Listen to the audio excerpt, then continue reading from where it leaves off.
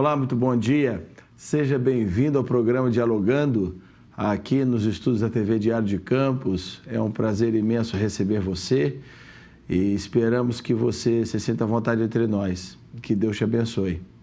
Hoje nós vamos falar de um tema muito atual e importante. Nós vamos falar sobre direito internacional. Estamos aqui com a doutora Débora Simflório e é um prazer imenso recebê-la aqui em nossos estúdios da TV.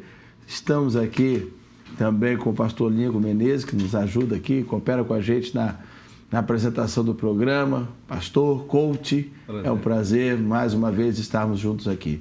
Vamos falar sobre direito internacional nesse mundo, nesse contexto geopolítico que nós estamos vivendo hoje, uma situação de muitos conflitos no mundo inteiro, e este conflito da guerra na Síria, que realmente tem sido um problema mundial, que tem ampliado as imigrações no mundo inteiro. A Europa está fechando as suas fronteiras. Exato. A Alemanha está recebendo aproximadamente 800 mil refugiados. A Inglaterra colocou agora ali, a França, aliás, colocou ali Calais, está construindo um muro ali para que não passe mais refugiados. A Inglaterra está fechando suas fronteiras. Doutora Débora, que situação nós estamos vivendo no mundo hoje, né? Muito grave. Essa questão dos refugiados e a crise diplomática internacional, ela tem se agravado principalmente depois da Primavera Árabe, que foi no período do ano de 2011, quando os países do Oriente Médio se revoltaram contra os seus sistemas de governo. Então, eles começaram a proclamar pequenas revoltas internas, conclamando o povo a atuar contra os regimes autoritários que existem naqueles países, como Turquia, Egito, a própria Síria, Líbano e entre outros. E, em geral, esses países eles já têm uma trajetória de conflito interno e de guerras internas muito graves, principalmente pelos grupos paramilitares que ali atuam, como nós chamamos de grupos terroristas, né? São grupos que contrários ao governo e eles lutam para chegar ao poder. Mas sabemos que eles não terão autoridade para criar um Estado ou dominar um Estado, até porque eles são grupos contrários ao Estado. Então, depois dessa Primavera Árabe que houve, no caso na Síria, os grupos contrários ao governo de Bashar al-Assad começaram a atuar para tentar derrocá-lo do poder, assim como ocorreu com Yasser Arafat. Só que no caso, quando nós temos aqui os jihadistas, que conhecemos como o Estado Islâmico, eles estão atuando já de uma outra vertente, buscando não somente atuar para chegar ao poder, mas ter totalmente um controle territorial e levar o controle através da Sharia, que é a doutrina menor da lei islâmica. Só que eles fazem uma deturpação do islamismo e utilizam o islamismo como uma desculpa para fazer com que a guerra seja proclamada. Mas há que desvincular-se os jihadistas do islamismo. Não há nenhuma relação com o islamismo em si. Então, muitas pessoas acabam tendo um preconceito contra os árabes e contra o povo islâmico em relação a isso, por causa da unificação com a religião em si. Mas o que eles buscam e o que tem feito com que os países da Europa se tornem contrário à massa de refugiados que tem chegado na Europa é o fato de que quando um refugiado ou um imigrante chega nesse país, ele leva consigo também toda a sua cultura, leva toda a sua história, e os europeus em si, por terem uma trajetória mais fechada, não estão acostumados a receber um povo diferente ao seu.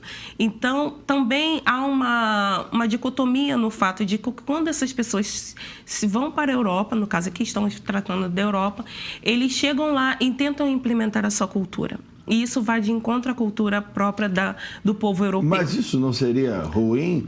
Porque, por exemplo, se eu chego na sua casa... desculpa te interromper. Sim, não, de fato, aqui é um diálogo, é dialogando. Mas olha só, se eu chego na sua casa e tento impor minha cultura, meu jeito da minha casa,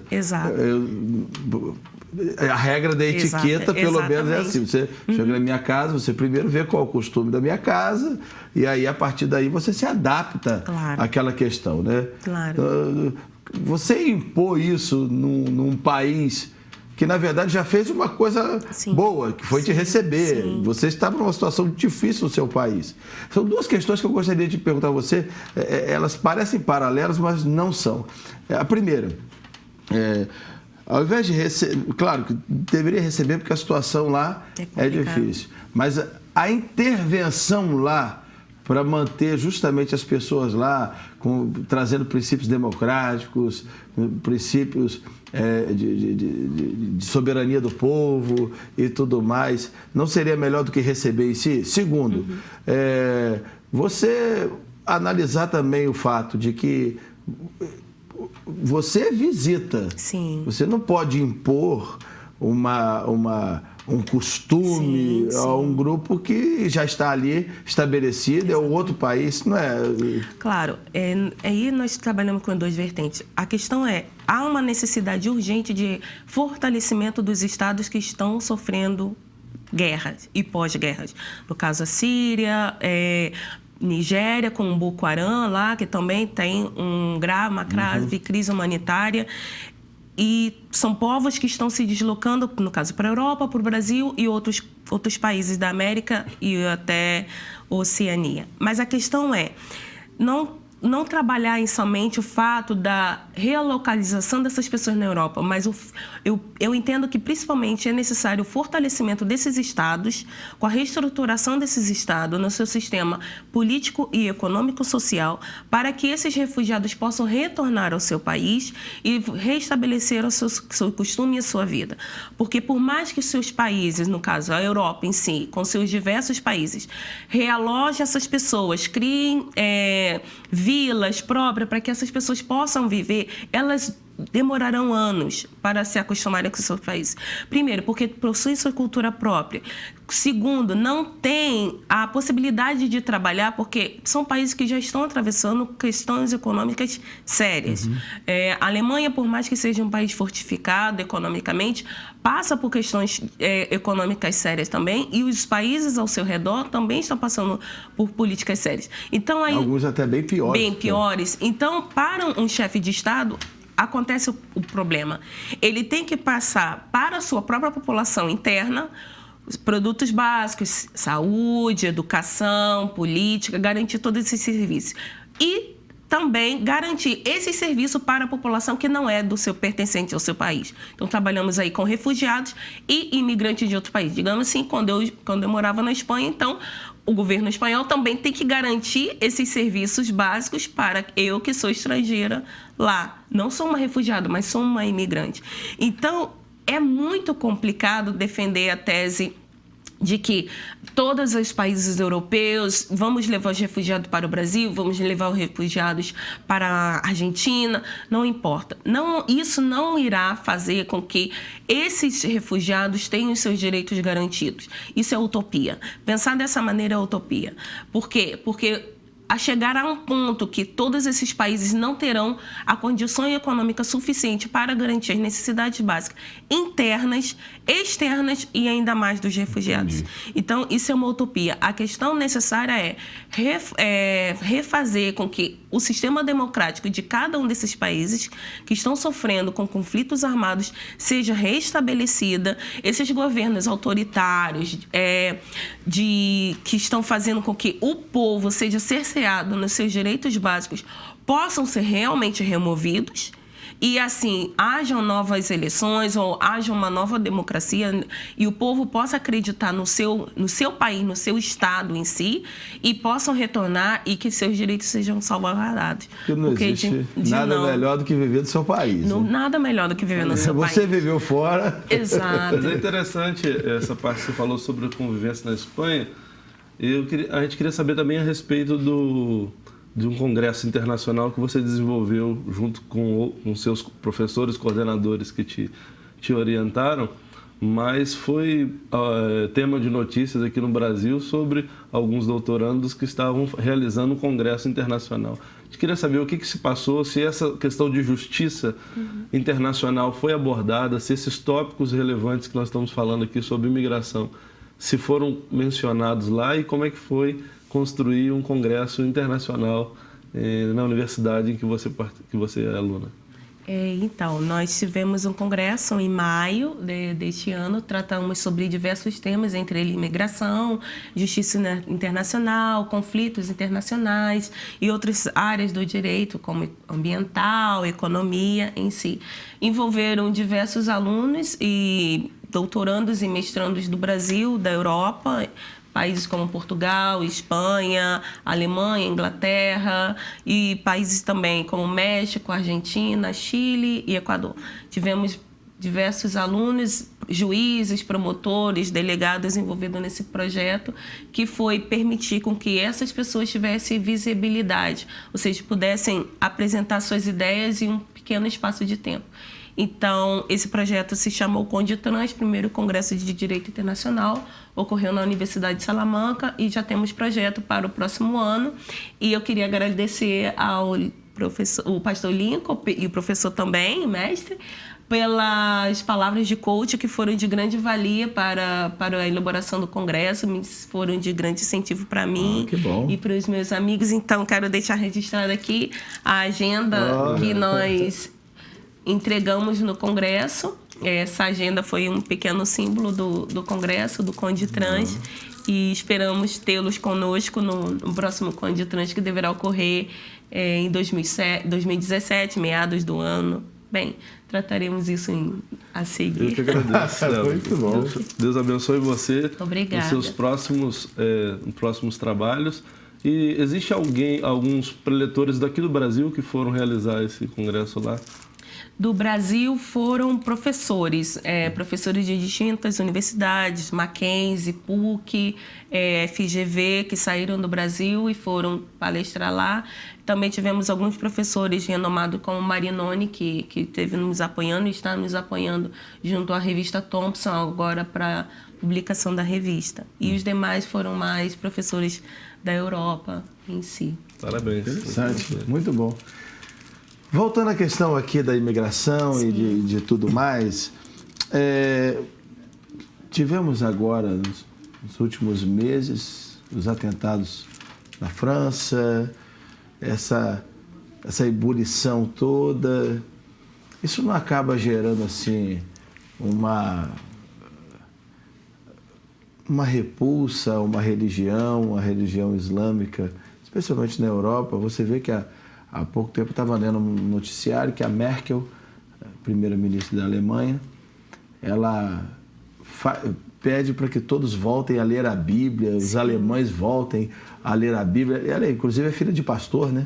A Angela Merkel volta a ler a Bíblia para tentar trazer de volta essa efervescência cultural cristã na Europa, para fazer frente justamente a essa onda, né, toda do que acontece.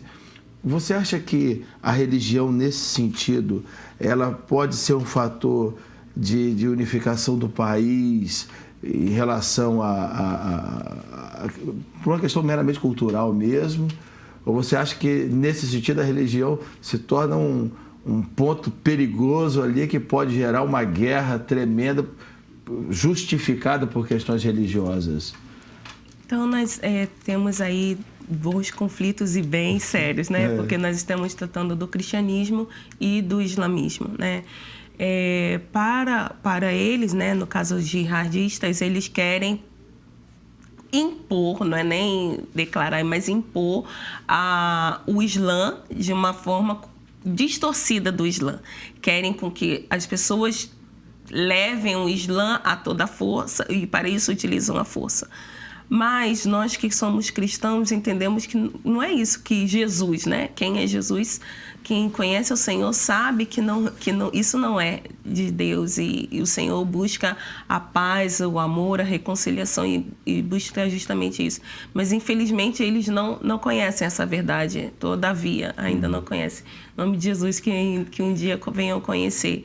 Então é importante aqueles que conhecem a palavra de Deus possam buscar orar e para que haja um consentimento do que está acontecendo nesses países. Para que essa questão cultural se torne não um ponto negativo, exato, né? Exato. A questão religiosa, não um ponto de conflito, até como foi no passado, exatamente. Né? Mas não se torna um ponto de conflito, mas se torna um ponto de reconciliação. Exatamente. E o termo religião se torne mesmo religar, né? Religar.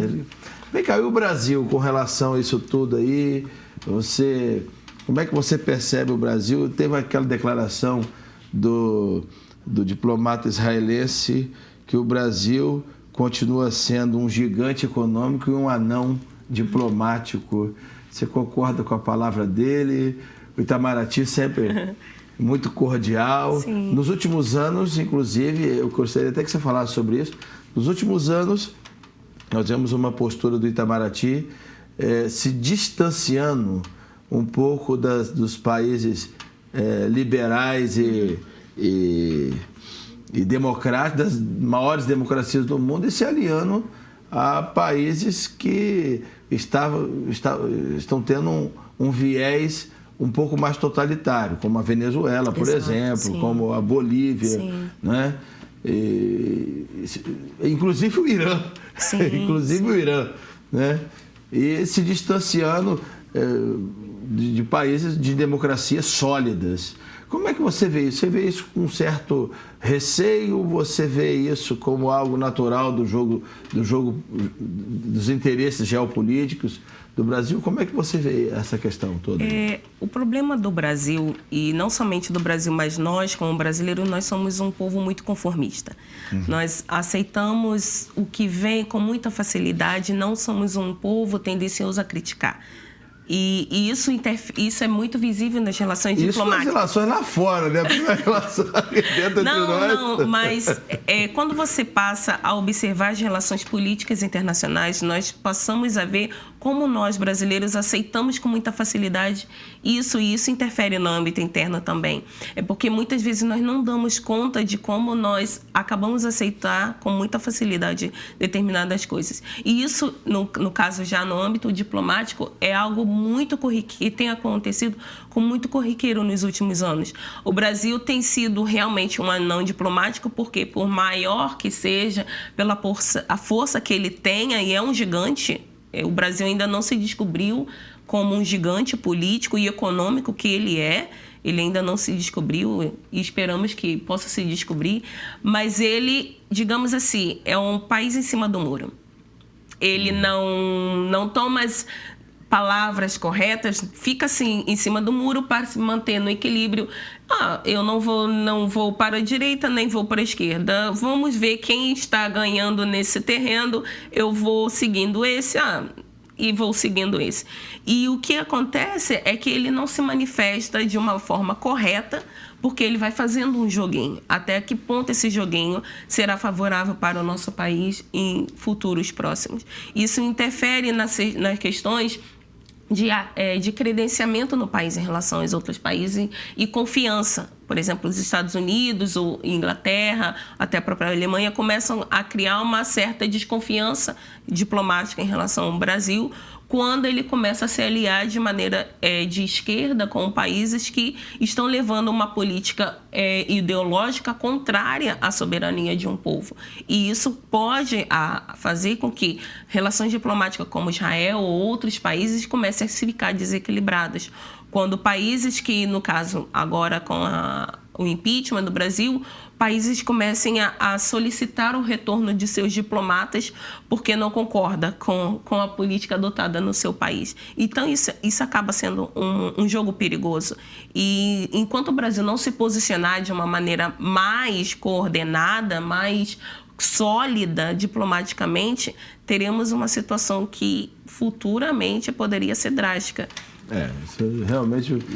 Na abordagem geral sobre tudo que está sendo mencionado, sobre as intervenções de poder nos países que estão em conflitos, me faz lembrar do reino de Deus que foi estabelecido por Jesus Cristo. E a Bíblia diz que o reino de Deus é justiça, é paz e alegria no Espírito. É interessante que a ONU e as intervenções dos outros países querem intervir para que os poderes possam se comportar de determinada forma. Mas o cristianismo, quando ele vem, o Cristo, quando se manifesta e começa a estabelecer o seu reino, ele trabalha falando sobre justiça, mas a justiça que Jesus vai trazer é olhando no olho de cada pessoa, nos olhos de cada pessoa. E olhando nos olhos de cada pessoa, ele traz o reino de Deus e transforma aquela pessoa. O professor Leandro Carnal estava dizendo que dificilmente um povo que está envolvido em corrupção terá um governo que não esteja envolvido em corrupção. Porque as pessoas que são eleitas a partir do povo. Então, o que é muito interessante afirmar que essa dinâmica importante dessas intervenções de poder.